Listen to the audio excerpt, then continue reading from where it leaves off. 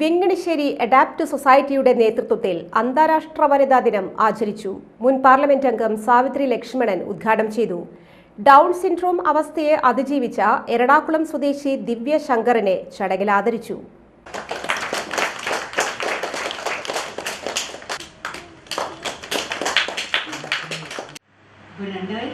തൊട്ട് സജീവ രാഷ്ട്രീയത്തിൽ ഇല്ലെന്നുള്ളതാണ് ഒറ്റ കാരണം അഡാപ്റ്റ് എന്ന ഈ സ്ഥാപനത്തെക്കുറിച്ച് ഞാൻ അറിയാതെ പോയതിന്.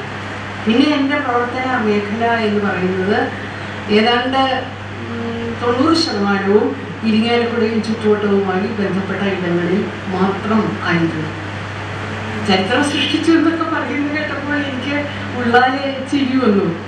ഒരർത്ഥത്തിൽ അത് ശരിയാണ്. കാരണം കേരളത്തിൽ നിന്ന് ലോകസഭയിലേക്ക് തിരഞ്ഞെടുക്കപ്പെടുന്ന മൂന്നാമത്തെ സ്ത്രീയാണ് ഞാൻ. ഞാൻ പ്രതിനിധാനം ചെയ്യുന്ന കോൺഗ്രസ് പാർട്ടിയിൽ നിന്ന് ആദ്യത്തെയാണ്. കൃത്യമായിട്ട് അതൊക്കെ ഞാൻ എൻ്റെ ഓർമ്മയിൽ ഇങ്ങനെ സൂക്ഷിച്ചു വെച്ചിട്ടുണ്ട്. കേരളത്തിൽ നിന്ന് ആദ്യം തിരഞ്ഞെടുക്കപ്പെട്ട പാർലമെന്റ് അംഗമായി ലോകസഭയിലേക്ക് പോകുന്ന ആള് അന്തരിച്ചു പോയ സുശീല ഗോപാലിനാണ്.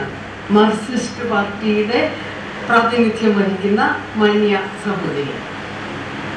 രണ്ടാമത് ആ സൗഭാഗ്യം കിട്ടിയത് വനിത കമ്മ്യൂണിസ്റ്റ് പാർട്ടി എന്ന് നാം പറയുന്ന CPI ഇന്ത്യയുടെ പ്രതിനിധിയായി ജയിച്ചുപോയ ഭാർഗവി തങ്കപ്പൻ.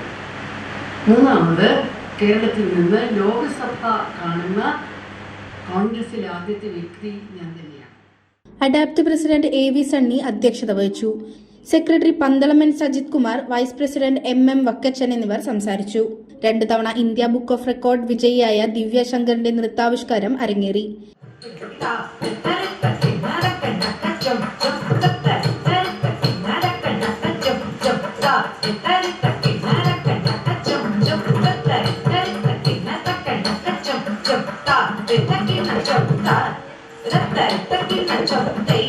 Rata, kita